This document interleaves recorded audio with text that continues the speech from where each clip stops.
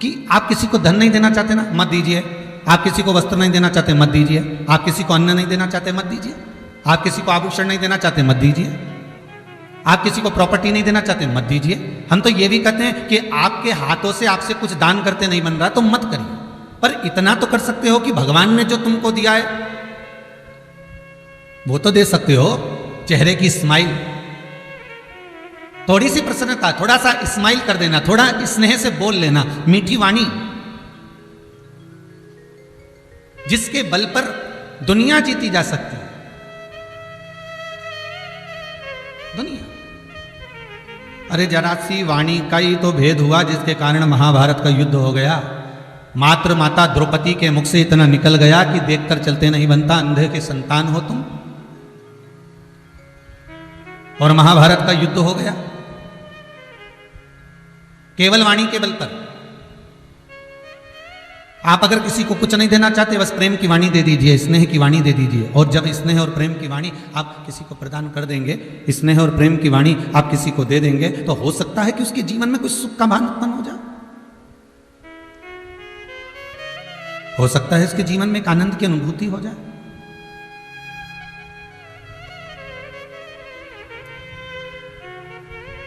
कुछ देने का एक भाव आपके भीतर होना चाहिए। संत तुकाराम जी कहते थे कि जिस नगर, जिस क्षेत्र, जिस मोहल्ले से निकल कर जाओ, जिस मार्ग से निकल कर जाओ, उस मार्ग में जितने भाई, जितने जीव, जितने जलचर, थलचर, वायुचर भी मिले तो उनको भी हरि विठ्ठल पांडुरंगा कहते हुए जाओ, उनको भी राम राम कहते हुए जाओ, उनको भी जय श्री कृष्णा करते हुए जाओ, उनको भी श्री शिवाय नमस्तुभ्यम करते जाओ, उनको भी हर हर महादेव बोलते जाओ, उनको भी जय बाबा की बोलते जाओ। आप उनको भी राम नाम और कृष्ण नाम में डुबाते जाइए।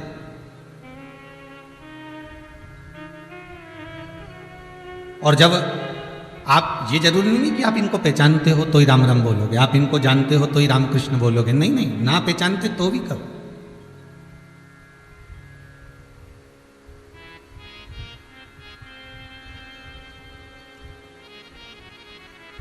आप ना पहचानते हो तो भी उस राम नाम, उस कृष्ण नाम को आप उच्चारित कर सकते हो, आप उसको स्मरण में ले सकते हो।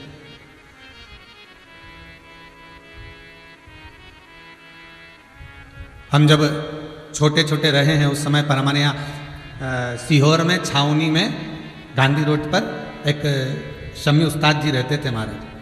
अब तो वो नहीं है यहाँ, मृत्यु लोक में, देवलोक में है। पर वो जब दूध बेचने जाते थे और बड़ी बड़ी मूछें रखकर, सिर पे कपड़ा बांधकर और बड़े हाथों में अंगूठियां और कानों में कर्णफूल पहनकर जब वो दूध बेचने जाते थे, तो ये जरूरी नहीं कि जिसको पहचानते थे उनसे राम राम करते थे। वो जिसको नहीं भी पहचानते थे, कोई छोटा सा बच्चा भी मिल गया तो उसको साइकिल रोककर पहले राम राम खिलवाते थे। जाते जाते वो जितने मिलते थे उनको राम राम कहा करते थे, जो मिले। और किसी को पहचाने ना पहचाने, किससे मिले ना मिले, उससे कोई मत, बस उनके मुख से राम निकलना है और राम राम खिलवाना है। और तो और जैकेट के अंदर थोड़ी सी टॉफी रख लेते थे, और अगर जो राम राम नहीं कहता था उसको टॉफी देकर राम राम खिलवाते थे। और हमने यही नहीं, हमने ब्रजमंडल में भी देखा है। ब्रजमंडल में गोवर्धन नाथ जी की परिक्रमा जब संत लोग करते हैं और जेब में थोड़ी थोड़ी सी टॉफियां रख लेते हैं, और छोटे छोटे बच्चे जब मांगने के लिए आते हैं तो उनसे संत राधे राधे खिलवाते, ले राधे बोलो और ये टॉफी ले। कुछ जरूरी नहीं है कि आप ढेर सारी पूंजी लुटाओगे तो ही दानी कहलाओगे, आप ढेर सारा सोना चांदी लुटाओगे तो दानी कहलाओगे, आप ढेर सारा रुपया लुटाओगे तो दानी कहलाओगे। दानी की परिभाषा केवल धन से नहीं होती महाराज, दानी की परिभाषा भाव से भी होती है, दानी की परिभाषा भगवत नाम से भी होती है, दानी की परिभाषा भगवत स्मरण से भी होती है कि आप नाम का भी तो दान दे रहे हैं।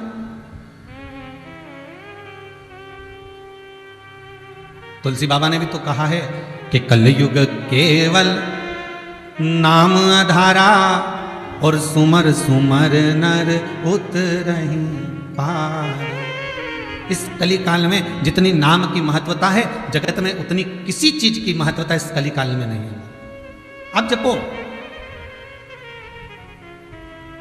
बड़ी प्रसन्नता हो रही है महाराज। किस बात की? कोरोना महामारी के चलते लोग कम से कम घर में बैठकर भगवान का भजन तो कर रहे हैं, और जितना ये भजन कर रहे हैं ऐसा कैसा ही पुण्य सत्कर्म भजन तुम जिंदगी भर करते रहो तो मुझे विश्वास है कि दूसरी बार ऐसी बीमारी पलट कर तो नहीं आ सकती।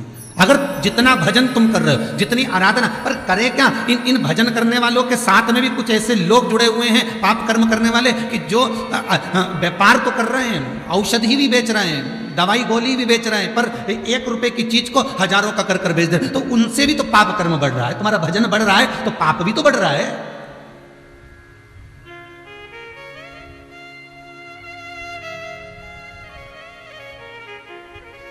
अरे भाई, मान लो तुमने पुण्य की कमाई 10,000 रुपये महीना करी। पुण्य की कमाई किसको कहते हैं? जैसे तुमने थोड़ा सा दान करा, कुछ पुण्य कमा लिया। तुमने भगवत नाम लिया, थोड़ा सा पुण्य कमा लिया। तुमने मंदिर में दर्शन करा, थोड़ा सा पुण्य कमा लिया। जैसे तुम किसी जगह सर्विस करते हो, सर्विस में तुम्हें 10,000 रुपये महीना मिलता है। अब 10,000 रुपये महीना तुम्हें सर्विस में मिला, और सर्विस में मिलने के बाद 10,000 रुपये महीना तो मिला, पर उल्टा तुम्हारे ऊपर कर्जा बढ़ कैसे रहा है? क्योंकि 10,000 रुपये महीना सर्विस में कमा रहे हो, 3,000 रुपये मकान का किराया दे रहे हो, गैस की टंकी लेके आ रहे हो 850 की, 1,000 रुपये उसमें समझ गए, 4,000 रुपये निकल गए, 2,000 रुपये बच्चे की पढ़ाई में चले गए, 6,000 हो गए। बचा कुचा था तो लाइट का, भोजन का, आदि का सब निकला, मालूम पड़े 10,000 रुपये महीना तुम्हारे यूं ही समाप्त हो गया, और ऊपर से दूसरे से कर्जा मांग के लाए और कर्जा बढ़ते चले गए। उसी तरह हमने पुण्य की कमाई तो करी, ऐसा नहीं है कि हमने पुण्य की कमाई नहीं करी। हमने दान भी करा, भगवत भजन भी करा, नाम जाप भी करा, हमने यज्ञ की भी करा, हमने अनुष्ठान भी करा, सब कुछ करा। हमने दुनिया का सारा काम करा, तो हमने पुण्य तो कमाया, पर हमने हमारा पाप नहीं देखा कि पाप क्या करा। हमने किसी के अपशब्द बोल दिया, हमारा पुण्य समाप्त हो गया। हमने किसी को गाली दे दी, हमारा पुण्य समाप्त हो गया। हमने किसी को अपशब्द कह दिया, हमारा पुण्य समाप्त हो गया। एक कहना और एक ग्रहण करना, दोनों में अंतर है, दोनों में अंतर है। मोहल्ले में किसी एक व्यक्ति का अगर पेट दुखता है और उससे जितने लोग मिलने आते हैं ना, सब डॉक्टर बन जाते हैं। हिंग दी कि नहीं दी? अजवाइन का पानी दो। दूसरा गया, ये नाभि के यहां से थोड़ा सा हो रहा है तो थोड़ा सरसों का तेल लगा दो, फिर वो गया। चौथा, एक काम करो, थोड़ा सा मीठा सोडा पानी में घोल कर पिला दो, फिर वो गया। पांचवा गया, एक काम करो, थोड़ा सा नींबू निचोड़ लो, उसको पिला दो, ठीक हो, फिर वो गया। इसका एक काम करो, पुदीना की गोली दे दो, वो चले गया। फिर दूसरा आया, बीमार एक पड़ा है, डॉक्टर पूरा मोहल्ला है।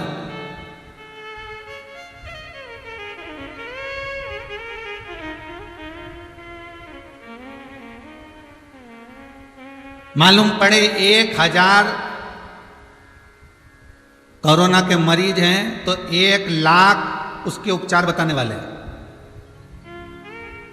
अब व्यक्ति सोच सोच के परेशान है कि नींबू भी डाल लिया है और अजवाइन की भी काढ़ा बना बना के पी लिया है और सब कुछ कर लिया, उसके बाद वैक्सीन भी लगवा ली, अब डरने की जरूरत नहीं है। अरे अगर ये सब चीज़ें बताने वाले होते तो कब का बता दिया होता।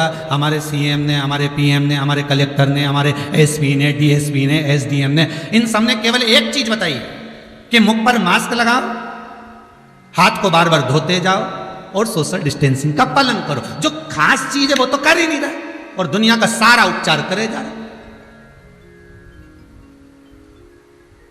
दुनिया का सारा उपचार कर जा रहा। काढ़ा पी पी के 10-12 किलो तो गुड़ खा गए दादा।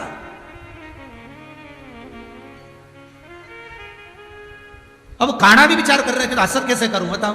रोज चाय की जगह गुड़ पिए जा रहे हैं, घोल घोल के, रात हुई नहीं, लाओ जरा काढ़ा लाओ। कईयों का तो वो चाय छूट के काढ़ा का ही सोच लग गया, तो लाओ काढ़ा लाओ। काढ़ा भी सोच रहा है असर करूं कि नहीं करूं, विचार नहीं पड़ा क्या करना चाहिए। अरे भाई जो बताया गया है वो तो हम कर ही नहीं रहे। मुख पर मास्क लगाने का बोला है, हाथ को धोने का बोला है, सोशल डिस्टेंसिंग का बोला है, वो हम नहीं कर रहे। बाकी का हमने सब कुछ करा। कुएं में बदबू आ रही थी, काली कुतिया गिर गई, सब कुछ करा। सत्यनारायण जी की कथा भी करी, रामायण भी करी, भागवत भी करी, गीता भी करी, पर बदबू नहीं गई। तो बस एक काम नहीं करा, उसमें से कुतिया नहीं निकाली। कुतिया निकाल देते तो बदबू चली जाती। बस एक ही काम कर लो, मुंह पर मास्क लगा लो, हाथ को बार बार धोते रहो, थोड़ा दूरी बनाकर चल दो, तो जरूरत ही नहीं पड़ेगी बाकी कोई चीज की। क्यों जाओ? पर क्या करें, हम आसक्तियों में जो फंसे हुए हैं। हम घर में, फिर वही वाली बात आ गई, दुनिया में माता पिता की सीख,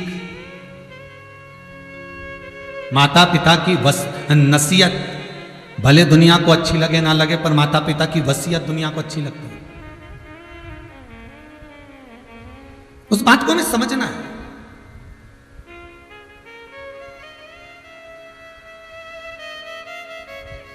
तुम जिसको अपना बनाकर चल रहे हो सकता है वो तुम्हारा नहीं हो। एक व्यक्ति के पास एक जोड़ सुंदर कपड़े थे, बड़े सुंदर कपड़े। उसके पास में एक सुंदर गधा था, अब गधा भी हो सुंदर। उसके पास में एक बड़ी सुंदर बकरी थी और एक घंटी थी। बड़ा चतुर था वो। उसके मन में ये भय रहता था कहीं मेरे कोई कपड़े चुरा कर ना ले जाए, गधा ना ले जाए, मेरी बकरी ना ले जाए, मेरी घंटी ना ले जाए। तो इतना चतुर था, जब भी वो जाता था ये चारों चीजों को साथ लेकर जाता था। बकरी को बांधता था गधे की पूंछ से और बकरी के गले में बांधता था घंटी। कपड़े खुद पहन लेता था और गधे पर खुद बैठ जाता था कि कोई चीज चोरी नहीं जाएगी।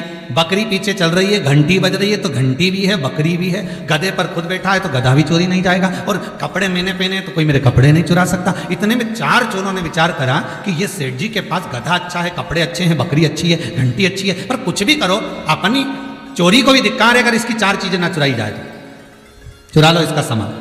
चारों चोरों ने विचार करा, जिस जिस चीज में जो हुनरवान है वो एक एक चौराहे पर खड़ा हो गया।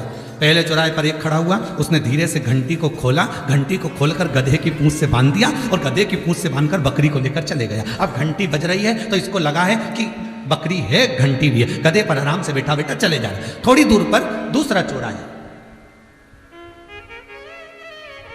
और दूसरा चोर आया और दूसरे चोर ने बकरी को खोला, वो घंटी को खोला और घंटी धीरे धीरे धीरे धीरे बजाते बजाते चले गया। अब इसको लगा कि घंटी की आवाज क्यों बंद हो गई। इसने पलट के देखा तो बकरी भी गायब, घंटी भी गायब।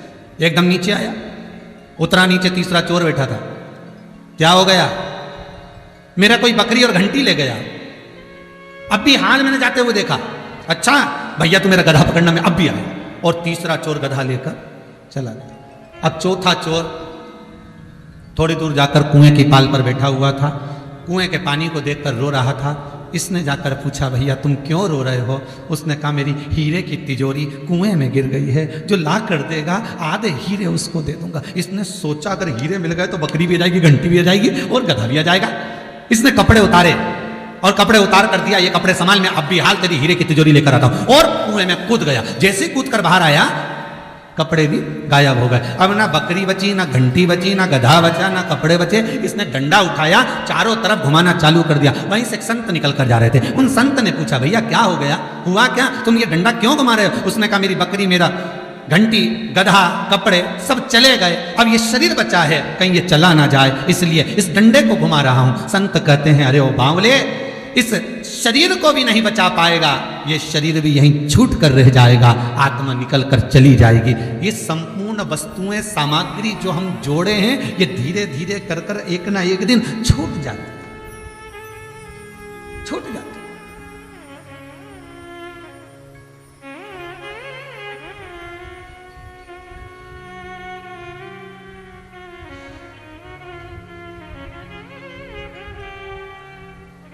स्वयं छूटे, ए भाई स्वयं छूटे तो समझ लो सन्यास आ गए।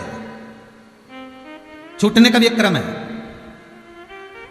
तुम बहुत सारा घी खा रहे थे, बादाम खा रहे थे, बहुत सारा घी खा रहे थे, बादाम खा रहे थे, इतने में कोई आके बोल दे कोई तुम्हारा बाप रख कर गया, तुम्हारा पिता रख कर गया, खा मत लेना। ईमानदारी से बोलो गुस्सा आएगा कि नहीं आएगा? क्रोध आएगा कि नहीं आएगा? और क्रोध आया तो तुमने सोच लिया आज के बाद जिंदगी में कभी नहीं खाऊंगा।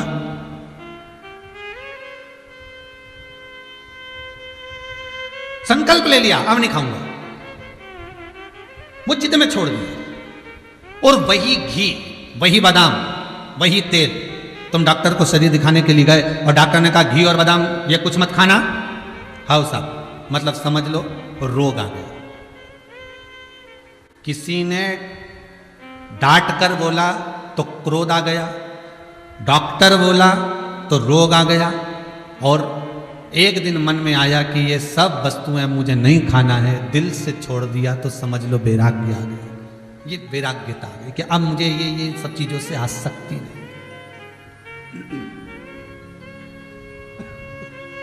अब मुझे इन चीजों में आसक्ति का भाव नहीं, अब मुझे ये श्रेष्ठ नहीं लग रही।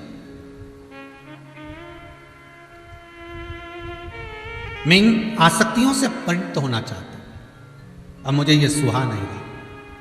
महाराज, शिव महापुराण की कथा में भगवान शंकर जब माता दाक्षायणी को लेकर भगवान कुंभज ऋषि के आश्रम में जाते हैं और कुंभज बाबा के सम्मुख में पहुंचकर जब कुंभज बाबा ने दाक्षायणी को शिव को प्रणाम किया है, तो शंकर के भीतर तो कोई अहंकार था ही नहीं, शिव के भीतर कोई अभिमत्ता नहीं थी, शंकर के भीतर कोई अभिमान नहीं था।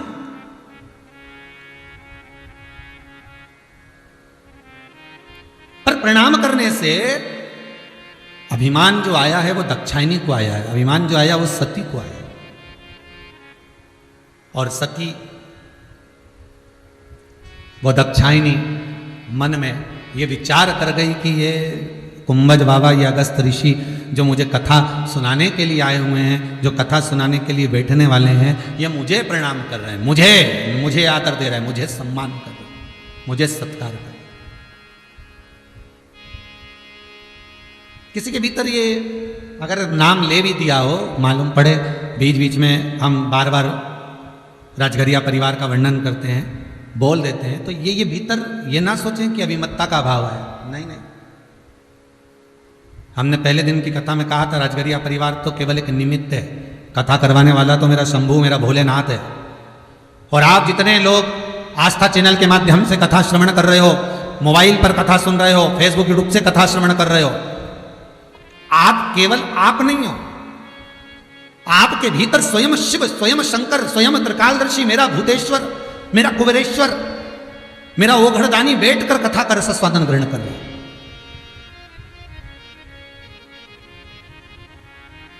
और कथा वाचने वाला हम नहीं, कथा वाचने वाला भी शंकर ही है, कोई दूसरा नहीं, शिव, केवल शंकर।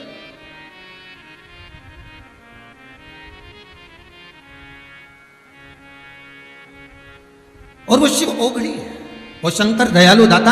आज यहां सती के मन में जो अभिमत्ता का एक भाव प्रकट हुआ है, अहंकार का एक भाव प्रकट हुआ है, वो अहंकार इस बात का था कि मुझे आदर मिला, मेरा सम्मान हुआ है, मेरे आगे हाथ जोड़ा गया, मेरे आगे आज सम्मान किया गया।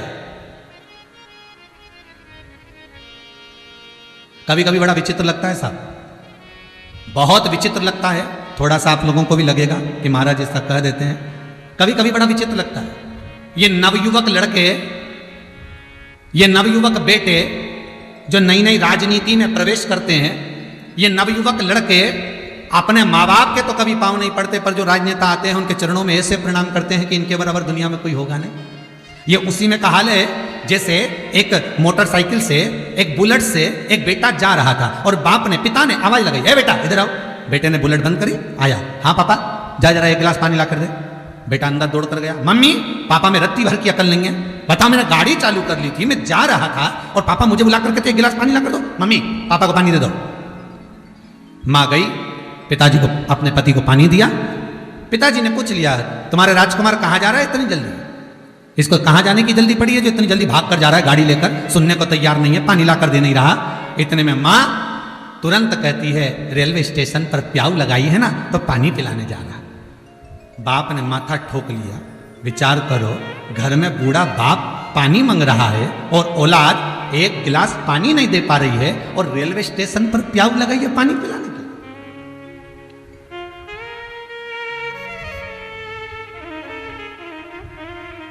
शास्त्र कह रहा है थोड़ा घर में भी तो झुको, थोड़ा माता पिता का आदर घर में भी तो करो।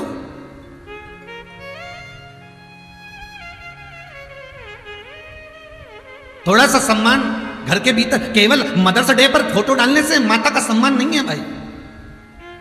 थोड़ा मीठी वाणी, थोड़ी प्रेम की वाणी, थोड़ी आदर की वाणी, थोड़ी श्रेष्ठता की वाणी।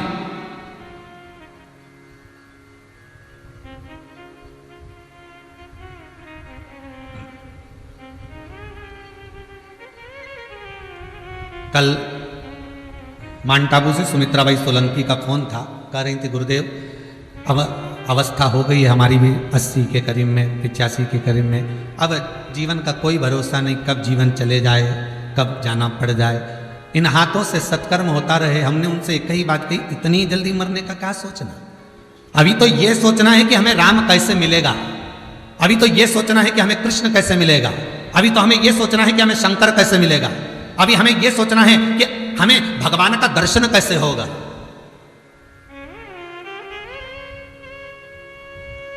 जब व्यक्ति फोटो खिंचवाने जाता था पहले के समय में, आजकल तो मोबाइल आ गया, हर कभी फोटो खींच लो, पर पहले तो फोटो वाले की दुकान पे जाना पड़ता था और वहां पर भी पाउडर का डब्बा रखा रहता था। अरे बोलो सही है कि गलत है? जितने लोग कथा सुन रहे हो, टीवी के सामने बैठे हो, वहां पे भी पाउडर का डब्बा रखा रहता था, वहां पे भी थोड़ा कंगा रखा रहता था, तेल रखा रहता था और कांच लगा होता था। फोटो वाले की दुकान पे जाओ तो थोड़ा पाउडर वाउडर लगा के कंगी वंगी फाड़ के और फिर इसके बाद में फोटो। तो फोटो वाला भी कहता था, ए अम्मा स्माइल प्लीज। फोटो वाला भी कहता था, ए भाऊ स्माइल। क्यों? क्यों? फोटो वाले को क्या जरूरत पड़ी जो तुमसे स्माइल दिला रहा है? फोटो वाले को क्या जरूरत पड़ी जो तुमसे कह रहा है कि स्माइल दो?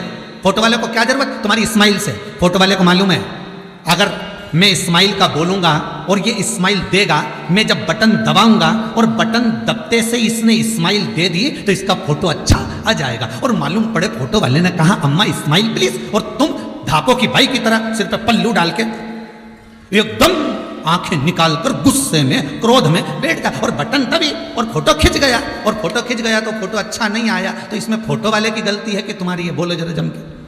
जितने बैठे हो टीवी के सामने, सोफे पे बैठे हो, पलंग पे बैठे हो, कुर्सी पर बैठे हो, जहां बैठे हो, बोलो रे, इसमें फोटो वाले की गलती है क्या? फोटो वाले की कोई गलती नहीं। फोटो वाला तो कैमरा लेकर तैयार बैठा है, बटन दबेगी फोटो खींचा जाएगा। उसने कहा स्माइल प्लीज। बस उसी तरह प्राण छूटने से पहले हमने सुमित्रा बाई जी को कहा, प्राण छूटने से पहले थोड़ा सा श्रृंगार कर लो। श्रृंगार मतलब भगवान की भक्ति में डूब जाओ, भगवान के भजन में डूब जाओ, भगवान के स्मरण में डूब जाओ। एक बहुत सुंदर भजन ब्रजवासी गाते हैं, सत्संग ने मेरी बात चलाई, सतगुरु ने मेरी कीनी रे सगाई, गुरु को बुला के हथ लेवा तो करा दो, मुझे भोले बाबा की दुल्हन बना दो। ऐसी ओणु चूनर जो रंग ही न छूटे,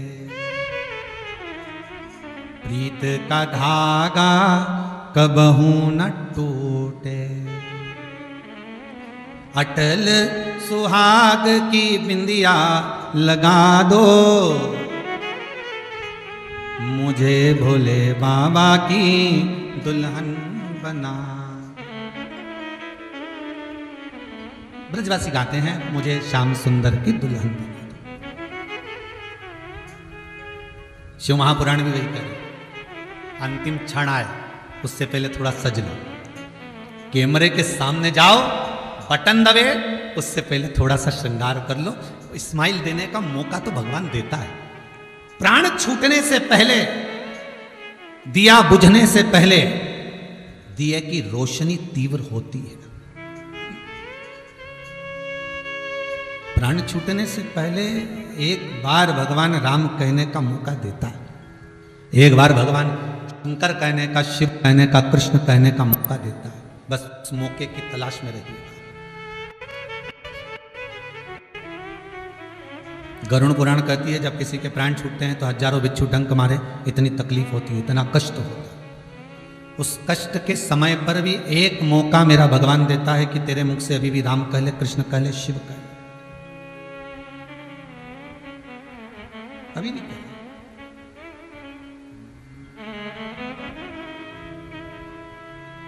भगवान मौका देगा। कैमरे के सामने पहुंचोगे, बटन दबेगा, उससे पहले भगवान मौका देगा राम कहने का, कि मुख में है राम नाम, राम सेवा हाथ में, तू अकेला नहीं प्यारे राम तेरे साथ में। जिंदगी की बागडोर हाथ दीना नाथ के, वो महलों में राखे चाहे झोपड़ी का वास दे। ये वो मौका देगा एक बार, सबको देता है, हर एक को। राम कहने का, कृष्ण कहने का, शिव कहने का, जप लो उतने समय। तो ये ना सोचिए कि अवस्था हो गई अब जाना है, अब प्राण छूटने का समय आ गया। नहीं नहीं नहीं, अभी तो है, अभी तो हमें शंकर को पाना है, अभी तो हमें राम को पाना है, अभी तो हमें कृष्ण को पाना है, अभी दूरी नहीं, अभी तो हमें भगवान शंकर का अनुमोदन करना है, शिव का स्मरण करना है, शंकर को रिझाना है, इतनी जल्दी प्राण नहीं छोड़ना।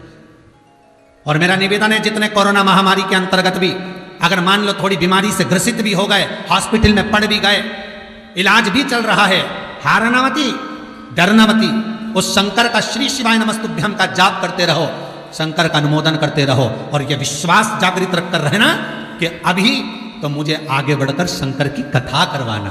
अभी कोई साधन है क्या? हम तो आपसे हर बार कहते हैं कथा के विराम पर, जिस दिन कथा का विराम होता है उस दिन आपको कहा जाता है कि भगवान से निवेदन करना कि जैसे ये कथा राजगरिया परिवार करवा रहा है, ऐसा धन, ऐसा वैभव, ऐसी सत्ता, ऐसा धन और हमारा स्वस्थ जीवन हमको ऐसा देना कि हम भी जिंदगी में एक बार शिव महापुराण की कथा करवाएं।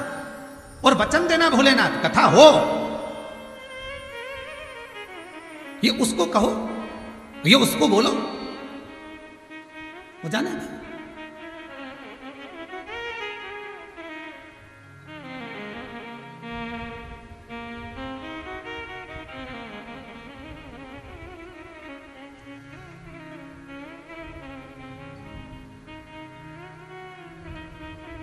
भगवान से विनय निवेदन स्मरण। मेरे भोले मेरे शंभु मुझे दर्शन करा देना। मेरे भोले मेरे शंभु मुझे दर्शन करा देना।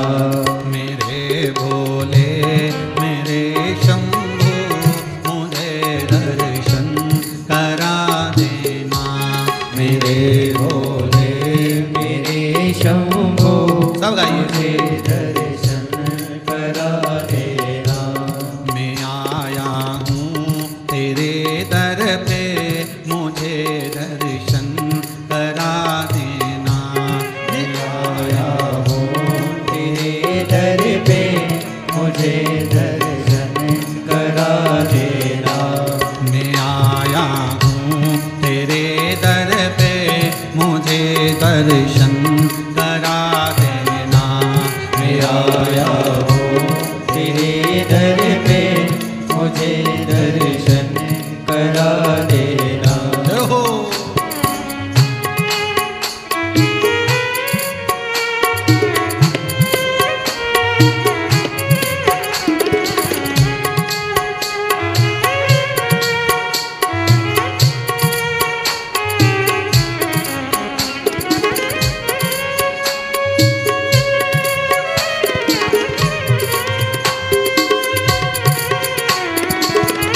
ताली से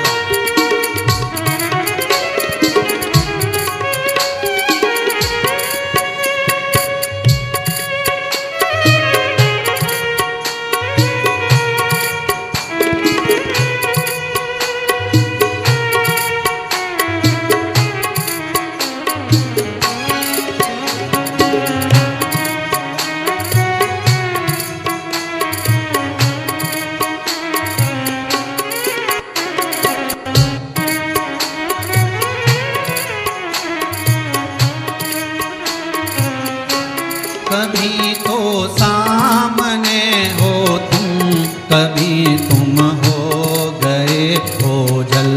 कभी तो सामने हो तुम, कभी तुम हो गए ओझल। कभी तो सामने हो तुम, कभी हो गए ओझल। कभी तो सामने हो तुम, कभी तुम हो गए ओझल। मेरे भोले आकर के मुझे दर्शन दिखा देना। मेरे भोले आकर के मुझे दर्शन दिखा देना।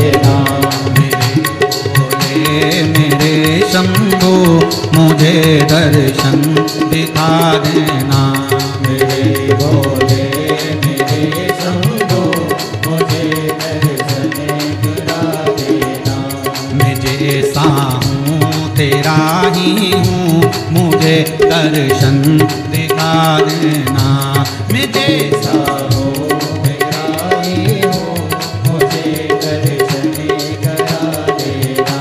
मुझे दर्शन करा देना, मुझे दर्शन करा देना, मुझे दर्शन करा देना, मुझे दर्शन करा देना। सब गाइए, मुझे दर्शन करा देना, मुझे दर्शन करा देना, मुझे दर्शन करा देना, मुझे दर्शन करा देना।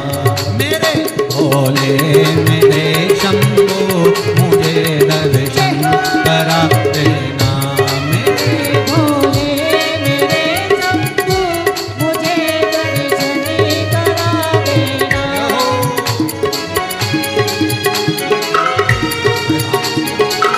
ताली से बजाओ।